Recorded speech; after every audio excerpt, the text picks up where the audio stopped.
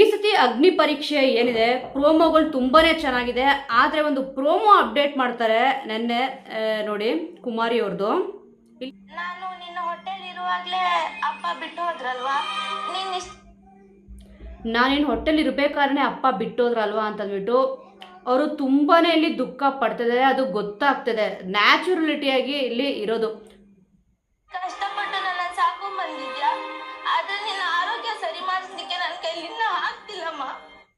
ಆರೋಗ್ಯನ ಸರಿ ಮಾಡ್ಸಕ್ಕೆ ಆಗ್ತಿಲ್ಲ ಅಂತ ಕೂಡ ಇಲ್ಲಿ ಕಣ್ಣೀರಾಗ್ತದೆ. ನಿಜವಾಗ್ಲೂ ಕೂಡ ಎಷ್ಟು ಬೇಜಾರಾಗುತ್ತೆ ಅಂತಂದ್ರೆ ಇದು ಪ್ರೋಮೋ ನೋಡಿದ ತಕ್ಷಣ ಏನಪ್ಪ ಇಷ್ಟೊಂದು ಕಷ್ಟ ಇದೆಯಾ ಅಂತ ಕೂಡ ಇಲ್ಲಿ ಅನ್ಸುತ್ತೆ. ಆದ್ರೆ ನಾನು ದಿನಕ್ಕೆ ದುಡಿಯೋ 150 ರೂಪಾಯಲ್ಲಿ ಜಡ್ಜಸ್ಗಳು ಅಳ್ತವ್ರೆ. ಇಷ್ಟು ಬೇಗ ಕಳ್ಕೊಳ್ಳಿಕ್ಕೆ ನನಗೆ ಇಷ್ಟ ಇಲ್ಲಮ್ಮ. ಇಷ್ಟು ಬೇಗ ಕಳ್ಕೊಳ್ಳೋಕ್ಕೆ ಇಷ್ಟ ಇಲ್ಲ ಅಮ್ಮ ಅಂತಂದ್ಬಿಟ್ಟು ಇಲ್ಲಿ ಕುಮಾರಿಯವರು ಕಣ್ಣೀರು ಕೂಡ ಹಾಕಿದ್ದಾರೆ. ಮಾತಾಡೋಕ್ಕಾಗಿಲ್ಲ, ಫೋನಲ್ಲಿ ಏನು ಮಾತಾಡ್ತಿದ್ರು ಹಾಗೆ ಬಿಟ್ಟು ಎದ್ದಿದ್ದಾರೆ ನೋಡಿ. ಕಂಪ್ಲೀಟಾಗಿ ಈ ಒಂದು ಪ್ರೋಮೋ ನೋಡಿದಾಗ ಏನನ್ಸುತ್ತೆ ಅಂತಂದರೆ, ಸುಮಾರು ಇದು ಪ್ರೋಮೋ ಬಂದಿದ ತಕ್ಷಣ ಇದಕ್ಕೆ ಮಿಲಿಯನ್ ಗಟ್ಟೆ ವ್ಯೂಸ್ ಇದೆ ಮತ್ತು ಲೈಕ್ಸ್ ಕೂಡ ಇದೆ. ಆದರೆ ಕಮೆಂಟ್ ಸೆಕ್ಷನ್ ನೋಡಿದಾಗ ಏನಾಗುತ್ತೆ ಅಂತಂದರೆ, ಈ ಸತಿ ಒಂದು ಅಗ್ನಿ ಪರೀಕ್ಷೆ ಏನು ಸ್ಟಾರ್ಟ್ ಆಯಿತು ಅವಾಗಿಂದನೇ ಸಿಕ್ಕಾಪಟ್ಟೆ ಬ್ಯಾಡ್ ಕಮೆಂಟ್ಗಳು ಇಲ್ಲಿ ಬರ್ತಾನೆ ಇದೆ. ನಾನು ಕಳೆದ ವಿಡಿಯೋದಲ್ಲೂ ಕೂಡ ಇಲ್ಲಿ ಹೇಳಿದ್ದೆ, ಅಗ್ನಿ ಪರೀಕ್ಷೆ ಏನು ಸ್ಟಾರ್ಟ್ ಆಯಿತು ಸಿಕ್ಕಾಪಟ್ಟೆ ಇಲ್ಲಿ ನೆಗೆಟಿವಿಟಿನೇ ಇಲ್ಲಿ ಹೋಗ್ತಿದೆ. ಅದರಲ್ಲಿ ಏನು ಪಾಸಿಟಿವಿಟಿ ಇದೆ ಅಂದರೆ ಅದರಲ್ಲಿ ಏನೊಂದು ಒಳ್ಳೇದಿದೆ ಅಂತಂದ್ಬಿಟ್ಟು ಯಾರೂ ಕೂಡ ಇಲ್ಲಿ ನೋಡ್ತಾನೆ ಇಲ್ಲ. ಆಲ್ಮೋಸ್ಟ್ ಸುಮಾರು 99% ಈ ಸತಿ ಅಗ್ನಿ ಪರೀಕ್ಷೆ ಚೆನ್ನಾಗಿಲ್ಲ ಅಂತ ಹೇಳ್ತಿದ್ದಾರೆ. ಮತ್ತು ಕಂಟೆಸ್ಟೆಂಟ್ಗಳು ಮತ್ತು ಬರ್ತಿರೋ ಪ್ರೋಮೋಗಳು ಏನಿದೆ, ನೀವೊಂದು TRP ಗಿಮಿಕ್ಗೆ ಏನು ಬೇಕಾದ್ರೂ ಮಾಡ್ತೀರಾ, ಯಾವ ಲೆವೆಲ್ಗೆ ಬೇಕಾದ್ರೂ ಇಳಿದು ಬಿಡ್ತೀರಾ ಅಂತ ಇಲ್ಲಿ ಕೇಳ್ತಿದ್ದಾರೆ ನೋಡಿ. ಒಂದು ರಿಯಾಲಿಟಿ ಶೋ ಇರ್ಬೋದು, ಏನೇ ಇರ್ಬೋದು, ಯಾರೇ ಏನೇ ಒಂದು ಕೆಲಸ ಮಾಡ್ತಿದ್ದಾರೆ ಅಂತ ಅಂದ ಮೇಲೆ ಅದರಿಂದ ಏನಾದರೂ ಎಕ್ಸ್ಪೆಕ್ಟೇಷನ್ ಇದ್ದೇ ಇರುತ್ತೆ. ಅದು ಖಂಡಿತವಾಗ್ಲೂ ತಪ್ಪು ಅಲ್ವೇ ಅಲ್ಲ. ಯಾರೂ ಕೂಡ ಇಲ್ಲಿ ಫ್ರೀಯಾಗಿ ಏನೂ ಕೂಡ ಮಾಡಲ್ಲ, ಅದೊಂದು ತಿಳ್ಕೊಂಬಿಡಿ ನೋಡಿ. ಇವಾಗ ಈ ಒಂದು ಪ್ರೋಮೋ ಬಂದಿದ ತಕ್ಷಣ ಮೇನ್ ಆಗಿ ಕಮೆಂಟ್ಸ್ಗಳು ನೋಡಿ, ನಮ್ಮ ಊರಿನ ಕಡೆ ಎಲ್ಲ ದಿನಕ್ಕೆ 300-400 ರೂಪಾಯಿ ಕೂಲಿ ಕೊಡ್ತಾರೆ ದಿನಕ್ಕೆ. ಇಷ್ಟು ಹೇಳಿ ನಾನು 2 ಮಾತುಗಳನ್ನ ಮುಗಿಸ್ತೀನಿ ಅಂತ ಅಂದ್ಬಿಟ್ಟು ಇಲ್ಲಿ ಹೇಳ್ತಿದ್ದಾರೆ. ಅದೇ ಅವರು 100-150 ರೂಪಾಯಿ ಇಲ್ಲಿ ದುಡಿತಿದ್ದೀನಿ ಅಂತ ಅಂದ್ಬಿಟ್ಟು ಅವ್ರು ಹೇಳಿದ್ರಲ್ವಾ. ಕಮೆಂಟ್ ಸೆಕ್ಷನ್ ನೋಡಿದಾಗ ಏನಾಗುತ್ತೆ ಅಂತಂದ್ರೆ ಸಿಕ್ಕಾಪಟ್ಟೆ ಬೇಜಾರಾಗುತ್ತೆ ನೋಡಿ. ಕೆಲವೊಬ್ರು ಅದು ಏನಂತ ಕಮೆಂಟ್ ಹಾಕ್ತಾರೋ ಏನೋ ಗೊತ್ತಿಲ್ಲ, ಯಾಕಂದ್ರೆ ಮನಸ್ಫೂರ್ತಿಯಾಗಿ ಹಾಕಿರೋರು ಕೂಡ ಇಲ್ಲಿ ಇದ್ದಾರೆ. ಬಟ್ ಕೆಲವೊಬ್ರು ಬೇಕಾಬಿಟ್ಟಿ ಅಂತ ಅಂದ್ಬಿಟ್ಟು ಹೇಳ್ತಾರಲ್ವಾ, ಏನೋ ಟೈಮ್ ಪಾಸ್ಗೆ ಹಾಕ್ಬಿಡ್ತಾರೋ ಏನೋ ಗೊತ್ತಿಲ್ಲ. ಇದು ಆ್ಯಕ್ಚುಲಿ ಬೇಕಾಗಿರೋದು ರಿಯಾಲಿಟಿ ಶೋಗೆ ಅಂತಂದ್ಬಿಟ್ಟು ಇಲ್ಲಿ ಹೇಳ್ತಿದ್ದಾರೆ. ಅಂದರೆ ಈ ಒಂದು ರಿಯಾಲಿಟಿ ಶೋಗೆ ಈ ಥರ ಇರೋದೇ ಬೇಕಾಗಿದೆ ಅಂತಂದ್ಬಿಟ್ಟು. ಇಷ್ಟು ಸೀಸನ್ಗಳು ಏನು 12 ಸೀಸನ್ಗಳು ಆಗಿದೆ. ಸ್ವಲ್ಪ ಇಲ್ಲಿ ನೀವು ಅಬ್ಸರ್ವ್ ಮಾಡಿ, ಕಳೆದ ಸೀಸನ್ ಬಿಗ್ ಬಾಸ್ ಸೀಸನ್ 12 ಏನಿದೆಯೋ ತುಂಬಾ ಚೆನ್ನಾಗಿ ನಡ್ಕೊಂಡು ಬಂದಿದೆ. ಅವರು ಕೂಡ ಇಲ್ಲಿ ಸ್ಪರ್ಧಿಗಳನ್ನ ಅಳುದು ತೂಗಿ ಇಲ್ಲಿ ಸ್ಪರ್ಧಿಗಳನ್ನ ತಗೊತಿದ್ದಾರೆ. ಯಾಕಂದರೆ ಕಾಮನ್ ಪೀಪಲ್, ಯಾಕಂದರೆ ಬಿಗ್ ಬಾಸ್ ಸೀಸನ್ 12 ಯಾವ ಮಟ್ಟಿಗೆ ಇಲ್ಲಿ ಸದ್ದು ಮಾಡಿದೆ ಅಂತಂದ್ಬಿಟ್ಟು ಪ್ರತಿಯೊಬ್ಬರಿಗೂ ಕೂಡ ಇಲ್ಲಿ ಗೊತ್ತಿದೆ. ಅದರಲ್ಲೂ ಕೂಡ ಗಿಲ್ಲಿ ನಟ ಅವ್ರ ಹವಾ ಅಂತೂ ಕಡಿಮೆನೇ ಆಗಲ್ಲ. ಆದರೆ ಎಲ್ಲರೂ ಕೂಡ ಎಕ್ಸ್ಪೆಕ್ಟೇಷನ್ ಏನಪ್ಪ ಇಟ್ಕೊಂಡಿದ್ದಾರೆ ಅಂತಂದರೆ, ಗಿಲ್ಲಿ ನಟ ಅವ್ರನ್ನ ಮೀರ್ಸೋ ಕಂಟೆಸ್ಟೆಂಟ್ ಬರ್ತಾರಾ ಅಥವಾ ಗಿಲ್ಲಿ ನಟ ಅವ್ರನ್ನ ಯಾರೂ ಕೂಡ ಮೀರ್ಸಕ್ ಆಗದೇ ಇಲ್ವಾ ಅಂತ ಅಂದ್ಬಿಟ್ಟು ಆ ರೀತಿಯಾಗಿ ಎಕ್ಸ್ಪೆಕ್ಟ್ ಮಾಡ್ತಾ ಇದ್ದಾರೆ.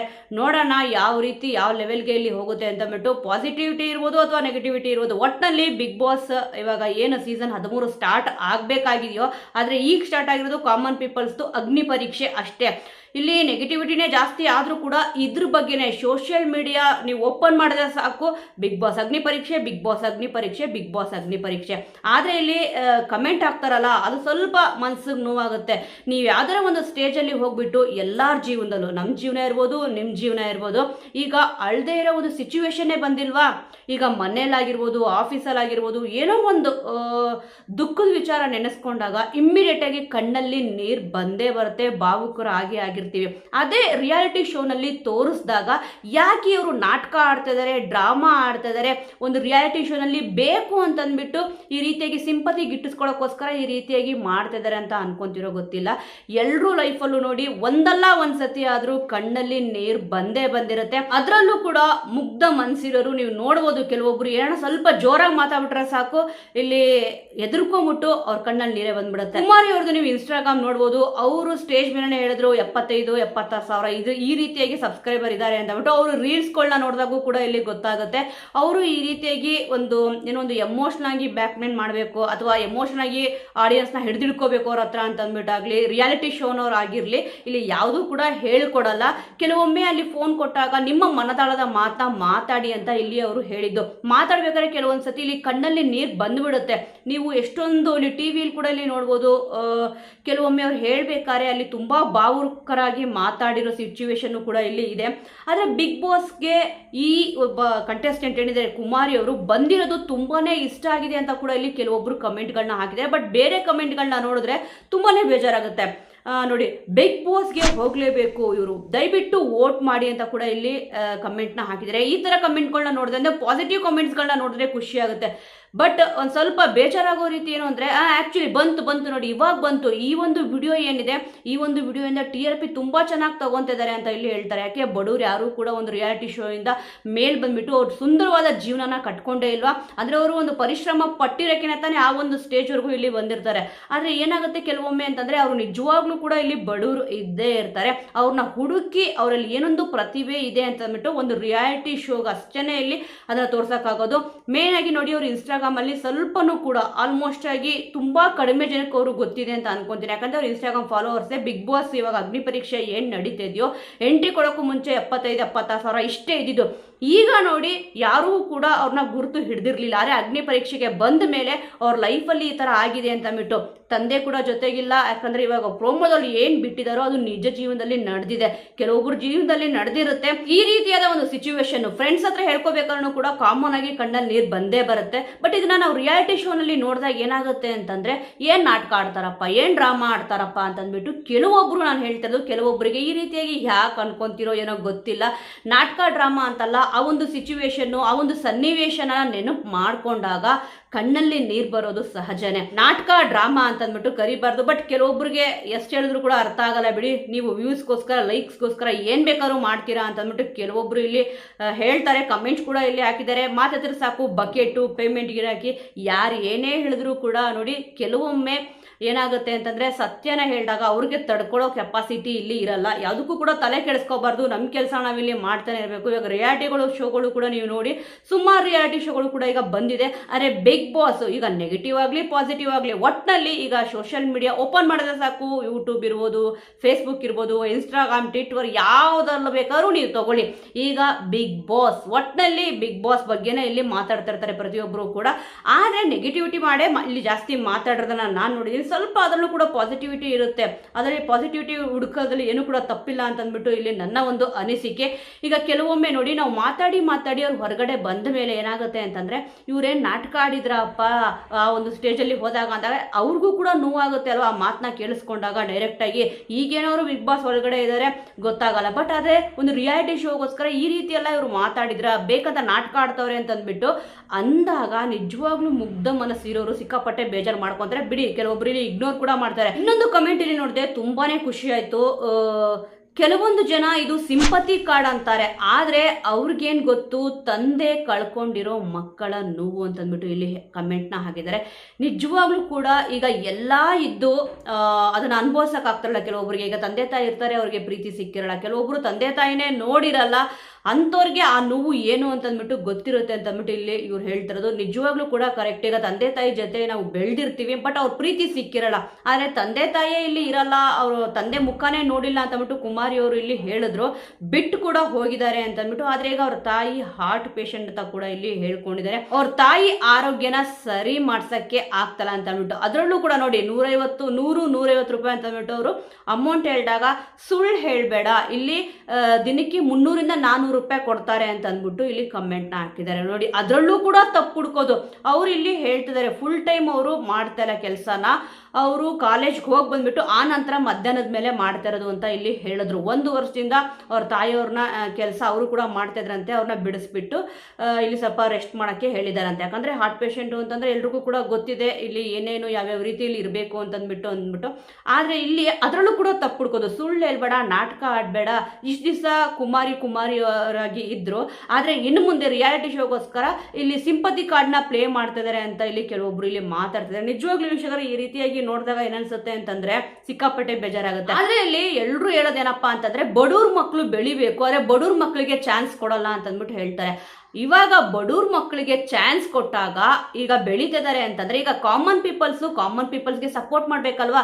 ಇದು ಸಪೋರ್ಟ್ ಮಾಡ್ದಂಗೆ ಹೆಂಗಾಗತ್ತೆ? ಅವ್ರು ಪ್ರತಿಯೊಂದು ಮಾತಲ್ಲೂ ಕೂಡ ತಪ್ಪು ಹುಡ್ಕೋದು, ಅವ್ರು ಅತಿ ತಕ್ಷಣ ಸಿಂಪತಿ ಕಾರ್ಡ್ನ ಪ್ಲೇ ಮಾಡ್ತಾ ಇದ್ದಾರೆ ಅಂತಂದ್ಬಿಟ್ಟು ಹೇಳೋದಿರ್ಬೋದು. ಈ ರೀತಿಯಾಗಿ ಮಾಡಿದಾಗ ಇಲ್ಲಿ ಬೆಳೆಸ್ದಂಗಾಗಲ್ಲ, ಅಂಥವ್ರನ್ನ ತುಳಿದಂಗಾಗುತ್ತೆ. ಒಟ್ಟಿನಲ್ಲಿ ಈ ಒಂದು ರಿಯಾಲಿಟಿ ಶೋ ಏನಿದೆ, ಈಗ ಅವ್ರು TRP ಗಿಮ್ಮಿಕ್ ಮಾಡ್ತಿದಾರೋ ಏನು ಗಿಮ್ಮಿಕ್ ಮಾಡ್ತಿದಾರೋ, ಆದರೆ ಅಲ್ಲಿ ನಡೀತಿರೋದು, ಅಲ್ಲಿ ಅವ್ರ ಕಣ್ಣಲ್ಲಿ ನೀರು ಬಂದಿರೋದು ಅದು ಸತ್ಯವಾದದ್ದೇ. ಏನಕ್ಕೆ ಅಂದರೆ ಅವ್ರ ಜೀವನದಲ್ಲಿ ನಡೆದಿದೆ ಅಲ್ವಾ, ಏನೋ ನಡೀದೇ ಇರೋದನ್ನ, ಯಾವುದೋ ಕತೆ ಪುಸ್ತಕದಲ್ಲಿ ಇರೋದನ್ನ ಅವರಲ್ಲಿ ಹೇಳ್ತಲ್ಲ, ಅವರ ಒಂದು ನಿಜ ಜೀವನದಲ್ಲಿ ಏನಾಗಿದೆ, ಅವರು ಬದುಕ್ತಿರೋ ಬದುಕು ಏನು ಅಂತಂದ್ಬಿಟ್ಟು ಅವರು ಕಂಪ್ಲೀಟ್ ಆಗಿ ಇಲ್ಲಿ ಹೇಳಿದ್ದಾರೆ. ನೋಡೋಣ, ಈಗ 60 ಜನದಲ್ಲಿ ಬರೀ 24 ಜನ ಅಷ್ಟೇ ಸೆಲೆಕ್ಟ್ ಆಗಿದ್ದಾರೆ. ಆದರೆ ಸೆಲೆಬ್ರಿಟಿಗಳ ಜೊತೆ ರಿಯಲ್ ಬಿಗ್ ಬಾಸ್ ಮನೆ ಒಳಗಡೆ ಎಂಟ್ರಿ ಕೊಡಬೇಕು ಅಂತಂದ್ರೆ ಇಲ್ಲಿ ಕೇವಲ 3 ಜನಗಳು ಮಾತ್ರನೇ ಎಂಟ್ರಿ ಸಿಗೋದು ಅಂತ ಕೂಡ ಈಗ ಗೊತ್ತಾಗಿದೆ. ಬಿಗ್ ಬಾಸ್ ಸೀಸನ್ಗಳೆಲ್ಲ ಕೂಡ ನೀವು ನೋಡಿರ್ತೀರಾ, ಈಗ ಓಟಿನ ಮುಖಾಂತರನೇ, ಅಂದ್ರೆ ಜನಗಳು ಇಷ್ಟಪಟ್ರೇನೆ ಆ ಒಬ್ಬ ಸ್ಪರ್ಧಿ ಇಲ್ಲಿ ಗೆಲ್ತಾರೆ ಅಂದ್ಬಿಟ್ಟು ಹೇಗೆ ಹೇಳ್ತಾರೋ, ಈಗ ಕಾಮನ್ ಪೀಪಲ್ಸ್ ಒಳಗಡೆ ಹೋಗ್ಬೇಕು ಅಂತಂದ್ರೆ ಇಷ್ಟು ಜನನೂ ಕೂಡ ಹೋಗಲ್ಲ, 3 ಜನ ಇಲ್ಲಿ ಸೆಲೆಕ್ಟ್ ಆಗೋದು. ಅಂದ್ರೆ ಸೆಲೆಬ್ರಿಟಿಗಳ ಜೊತೆ ಇಲ್ಲಿ ಆಟಾಡಕ್ಕೆ ಚಾನ್ಸ್ ಸಿಗೋದು. ಬಿಗ್ ಬಾಸ್ ಮನೆ ಒಳಗಡೆ ಎಂಟ್ರಿ ಕೊಡೋದು ಎಷ್ಟಪ್ಪ ಅಂದ್ರೆ 3 ಜನ, ಅದರಲ್ಲಿ ಕುಮಾರಿ ಅವರು ಒಬ್ರು ಆಗಿರ್ತಾರೆ ಅಂತಂದ್ಬಿಟ್ಟು ನನ್ನ ಒಂದು ಅನಿಸಿಕೆ. ಹೋದ್ರೆ ಚೆನ್ನಾಗಿರುತ್ತೆ. ಯಾವಾಗ್ಲೂ ಕೂಡ ಬಡವ್ರ ಮಕ್ಕಳು ಬೆಳಿಬೇಕು ಅಂತ ಅಂದ್ಬಿಟ್ಟು ಬಾಯಿ ಮಾತಲ್ಲಿ ಹೇಳೋದಲ್ಲ. ಈಗ ಅವರು ಬೆಳೀತಿದ್ದಾರೆ, ಅಟ್ಲೀಸ್ಟ್ ಅವ್ರಿಗೊಂದು ಆಪರ್ಚುನಿಟಿ ಸಿಕ್ಕಿದೆ ಅಂತಂದ್ರೆ ಅಂಥವ್ರಿಗೆ ಸಪೋರ್ಟ್ ಮಾಡೋದ್ರಲ್ಲಿ ತಪ್ಪೇನೂ ಇಲ್ಲ.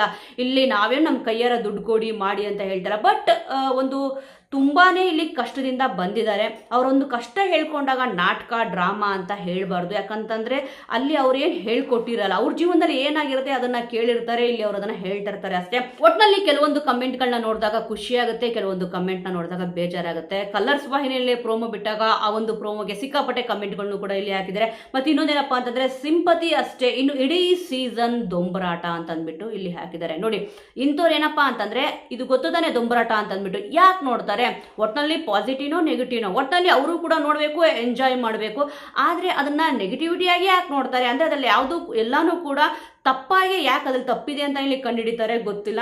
ಒಟ್ಟಿನಲ್ಲಿ ದಿಸ್ ಇಸ್ ಆಕ್ಟ್ ಅಂತ ಅಂದ್ಬಿಟ್ಟು ಕೆಲವೊಬ್ರು ಅನ್ಕೊಂಡಿದ್ದಾರೆ. ಅಂದ್ರೆ ಕುಮಾರಿ ಅವ್ರು ಏನ್ ಮಾಡ್ತಿದ್ದಾರೆ ಅದನ್ನ ಆಕ್ಟಿಂಗ್ ಅಂತ ಇಲ್ಲಿ ಹೇಳ್ತಾರೆ. ನೋಡಿ, ನಿಜ ಜೀವನದಲ್ಲಿ ಆದ ಘಟನೆ ಹೇಳಿದ್ರು ಕೂಡ ಅದು ಆಕ್ಟ್ ಅಂತ ಅಂದ್ಬಿಟ್ಟು ಅಂತಾರೆ. ಇಂಥವ್ರು ಒಂದ್ಸತಿ ಸ್ಟೇಜ್ ಮೇಲೆ ಹೋದಾಗ ಅವ್ರ ಲೈಫಲ್ಲಿ ಒಂದೇ ಒಂದು ಸನಿನೂ ಕೂಡ ಇಲ್ಲಿ ಅತ್ತೆ ಇಲ್ವಾ ಅಂತಂದ್ಬಿಟ್ಟು ಕೇಳಬೇಕು. ಅಂದರೆ ಅವ್ರ ಕಣ್ಣಲ್ಲಿ ಒಂದೇ ಒಂದು ಸತಿನೂ ಕೂಡ ನೀರೇ ಬಂದಿಲ್ವಾ ಅಂತಂದ್ಬಿಟ್ಟು ಕೇಳಬೇಕು ಅಂತಂದ್ಬಿಟ್ಟು ಅನ್ಸುತ್ತೆ.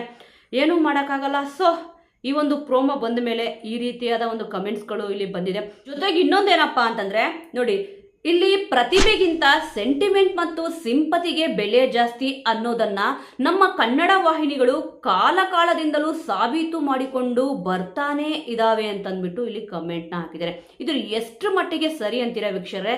ಖಂಡಿತವಾಗ್ಲೂ ಆಗಲಿ. ಯಾಕಂದ್ರೆ ಬಿಗ್ ಬಾಸ್ ಸೀಸನ್ 12 ಗಿಲ್ಲಿ ನಟ ಅವ್ರನ್ನ ಇಲ್ಲಿ ಗೆಲ್ಸಲ್ಲ ವಾಹಿನಿಯವರು, ಹಾಗೆ ಹೀಗೆ ಅಂತ ಅಂದ್ಬಿಟ್ಟು ಇಲ್ಲಿ ಹೇಳಿದ್ರು. ಆದರೆ ಕೊನೆಗೆ ಗೆದ್ದಿದ್ಯಾರು? ಗಿಲ್ಲಿ ನಟ ಅವರೇ. ಯಾಕಂದ್ರೆ ಸತ್ಯಕ್ಕೆ ನಿಜವಾಗ್ಲೂ ಕೂಡ ಸಾವಿಲ್ಲ, ಸುಳ್ಳಿಗೆ ಸುಖವಿಲ್ಲ ಅಂತ ಹೆಂಗೆ ಹೇಳ್ತಾರೋ ಅದೇ ರೀತಿ ಖಂಡಿತವಾಗ್ಲೂ ಸತ್ಯಕ್ಕೆ ಇಲ್ಲಿ ಜಯ ಇದ್ದೇ ಇರುತ್ತೆ. ಕೆಲವೊಂದ್ಸತಿ ಬೈ ಲಕ್ ಇಲ್ಲ ಅಂತ ಅಂದ್ಬಿಟ್ಟು ಅನ್ಬೇಕೋ ಏನೋ ಗೊತ್ತಿಲ್ಲ, ಕೆಲವೊಂದ್ಸತಿ ಮಿಸ್ಟೇಕ್ಗಳು ಆಗ್ತವೆ. ಆದರೆ ಅಲ್ಲಿ ಏನು ನಡೆದಿತ್ತು ಏನಿಲ್ಲ ಅಂತ ಅಂದ್ಬಿಟ್ಟು ಯಾರಿಗೂ ಕೂಡ ಗೊತ್ತಿರಲ್ಲ. ಆದರೆ ಇವಾಗ ಒಂದು ಪ್ರತಿಭೆ ಬೆಳಕಿಗೆ ಬರಬೇಕು ಅಂತಂದರೆ ಅವರಲ್ಲಿ ರೋಷ, ದ್ವೇಷ, ಕೋಪ, ಸಿಂಪತಿ ಎಲ್ಲಾನು ಕೂಡ ಇದ್ದೇ ಇರುತ್ತೆ. ಈಗ ಇಲ್ಲಿ ಏನು ಕುಮಾರಿ ಅವರು ಇಲ್ಲಿ ಅಳ್ತಿದಾರೋ ಇದೇ ಒಂದು ಸಿಚುವೇಶನ್ನು ಈಗ ಎಲ್ಲರೂ ಲೈಫಲ್ಲೂ ಕೂಡ ಆಗಿರುತ್ತೆ. ಯಾಕಂದರೆ ತಂದೆನ ನೋಡದೇ ಇರೋರು, ತಂದೆನ ಕಳ್ಕೊಂಡಿರೋರು, ತಂದೆ ಪ್ರೀತಿ ಸಿಗದೆ ಇರೋರಿಗೆ ಖಂಡಿತವಾಗ್ಲೂ ಇದು ಮನಸ್ಸಿಗೆ ನಾಟಿರುತ್ತೆ. ಆದರೆ ಏನಪ್ಪ ಅಂತಂದರೆ ನಿಜ ಹೇಳಿದಾಗ ಒಪ್ಕೊಳ್ಳೋಕ್ಕೆ ಕೆಲವೊಬ್ಬರಿಗೆ ಇಲ್ಲಿ ಆಗಲ್ಲ, ನಾಟಕ ಡ್ರಾಮಾ ಅಂದ್ಬಿಡ್ತಾರೆ. ಸೊ ವೀಕ್ಷಕರೇ, ಖಂಡಿತವಾಗ್ಲೂ ಪ್ರೋಮೋ ನೋಡಿ ನಿಮಗೇನು ಅನ್ನಿಸ್ತು? ನೀವು ಯಾರಿಗೆ ಸಪೋರ್ಟ್ ಮಾಡ್ತೀರಾ? ಕುಮಾರಿ ಅವ್ರ ಬಗ್ಗೆ ನಿಮ್ಮ ಒಂದು ಅನಿಸಿಕೆ, ಅಭಿಪ್ರಾಯ ಏನಿದೆ ಅನ್ನೋದನ್ನು ಮಿಸ್ ಮಾಡದೆ ಕಮೆಂಟ್ ಮೂಲಕ ತಿಳಿಸಿ.